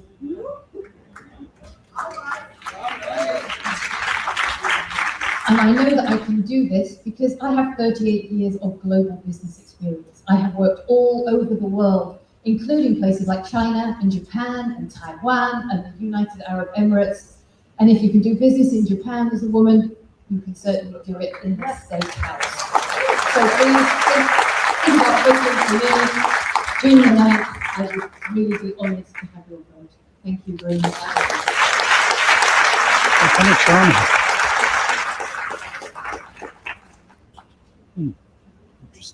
Joining us now, running for Commissioner of Agriculture, Sean Blake.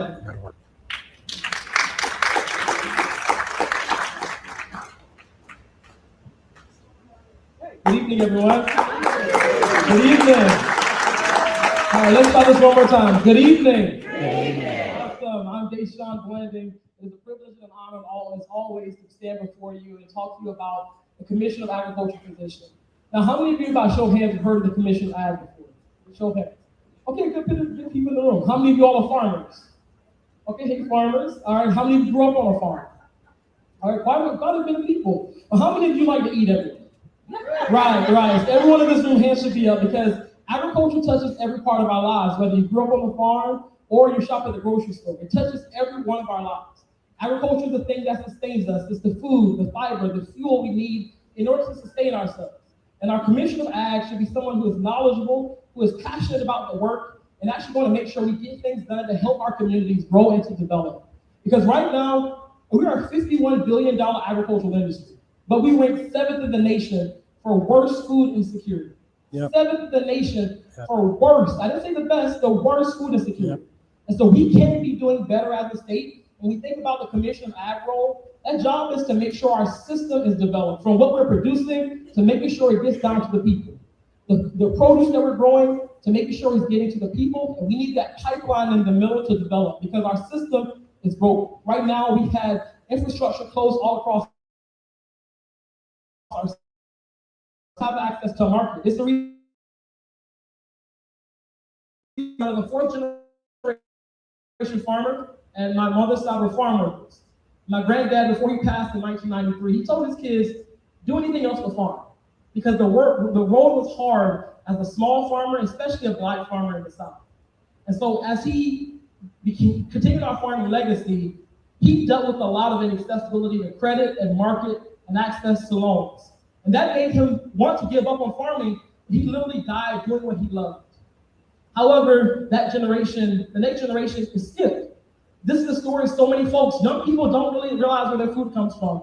And we need a Commission of Agriculture who's going to be rooted in our communities and have a vision for getting us back rooted in agriculture, who is going to make sure that we have market access, who's going to make sure we have infrastructure to make sure our farmers have a place to process their goods, and then making sure that we are not 7th in the nation for worst food insecurity, to make sure we're the best and have the strongest agricultural economy, and making sure everyone has something to eat, food on the table, because food is unaffordable, food is expensive, driving up the cost of inputs for our farmers. And so we need a better agricultural system, and we need a Commission of Ag who knows what they're doing. My background is in that. I work in agricultural policy. I led federal agricultural policy for both the United States Senate and the House Committee on Agriculture. Worked in DC for 10 years, came back home 3 years ago to help caregive with family.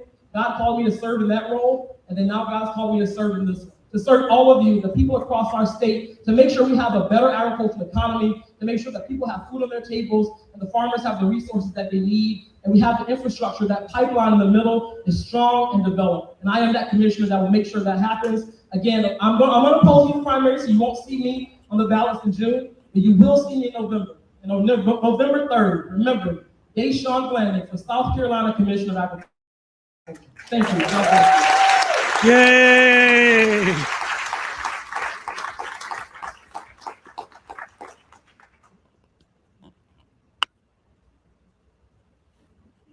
We got some strong candidates.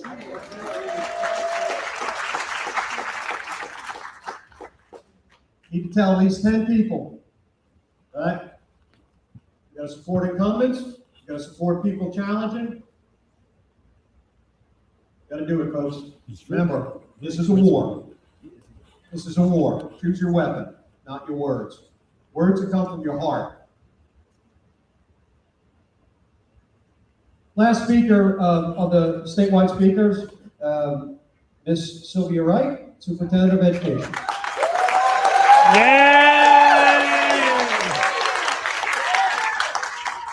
Thank you. And thank you all for coming out tonight, John. Thank you for this wonderful event. So my name is Sylvia Wright, and I am your candidate for State Superintendent of Education. I'm a mom and a grandma, so I understand the need and the want for your children and grandchildren to have the best educational experience. I'm also a teacher. When my husband and I first got married, he was early enlisted, or lower enlisted, and I had my new teacher salary. So we struggled to pay our bills. I had student loans. I remember having to eat oatmeal for dinner. I remember having our lights cut off. Have you ever been in the grocery line and you had to put stuff back? Because I understand that. So raising teacher salary is important to me. It's a priority. When I first started running, the main question I would get is, why are you running? And of course, I'd say my grandson, because what I want for my grandson, I want for your kids and your grandkids. You know how people get into power and they only look out for their family? Well, that's different for me. What I expect for my grandson, that expectation is what I expect for every kid in every school in every community. So the question I get now is, what qualifies you to be superintendent of education? And there are three things: leadership, management, and judgment. Leadership, building capacity, building relationships with others. Management, managing funds, programs, initiatives. And then judgment, looking at the data, and not just testing data. Data that comes from talking to the teachers, the students, the families, the community, and providing those resources. And I've done all these things. I've been a classroom teacher, a department leader, an instructional coach, a school coordinator, and a district coordinator. I actually resigned from my district coordinator position to run full-time for State Superintendent of Education because that's how dedicated I am. I'm also working on my Doctor of Education at the University of South Carolina in Systems Improvement and Innovation. Because again, that's what I want to bring to improving our system here in South Carolina. We're ranked 43rd in the nation.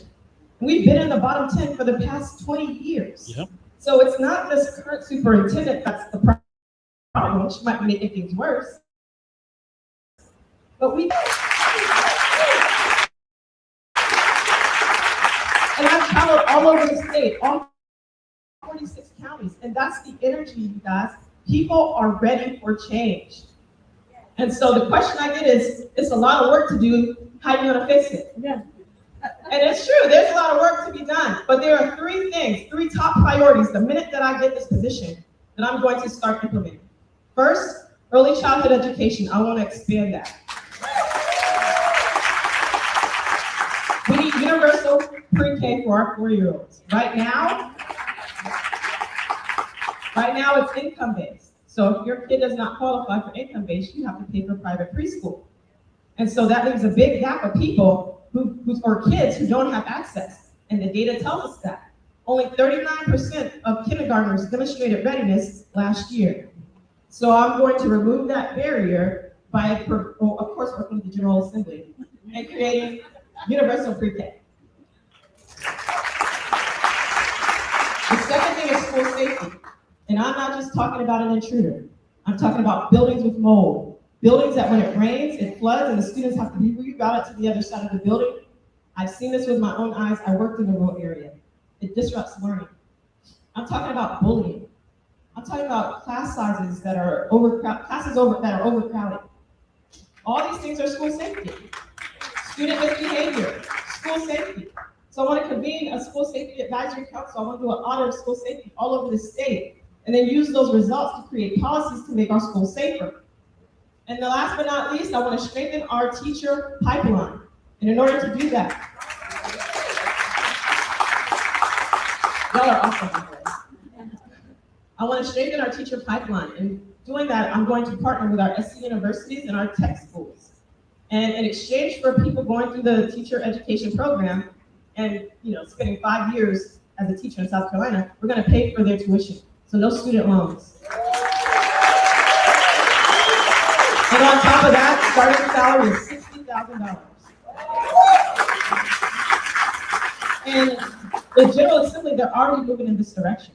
So I'm just going to continue to work with them to continue to increase teacher pay, because that's the direction we're heading.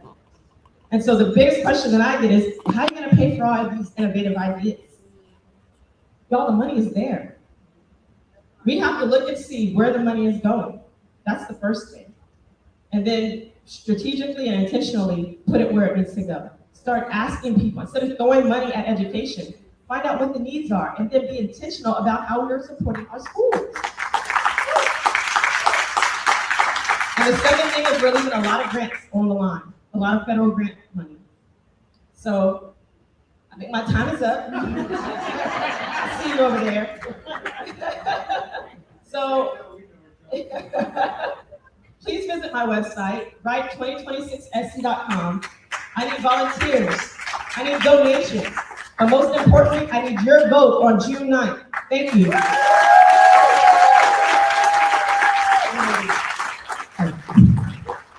I'd like to ask if you're still here, any incumbents, any candidates, at any level, come back. I'd love you folks to take as many pictures. We'll get it on video. We'll get it live streamed. I want you folks to see who you're going to elect. I want to see you folks. I want to go, hey, I talked to them before they won, or I talked to them before they became president of the United States. So all candidates, get them up here. Come on. Come on out.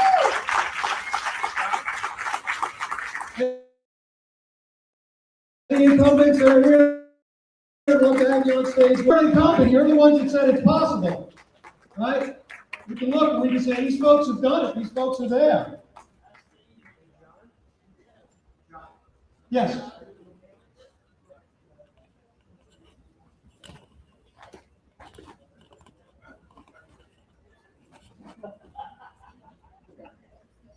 After this, folks, we have literally about 2 or 3 minutes left, and we will be honored with the closing prayer. So we are literally about 6 minutes away from, if you can hang in there, got one more speaker. Say some words to you. Thank you. Look at this.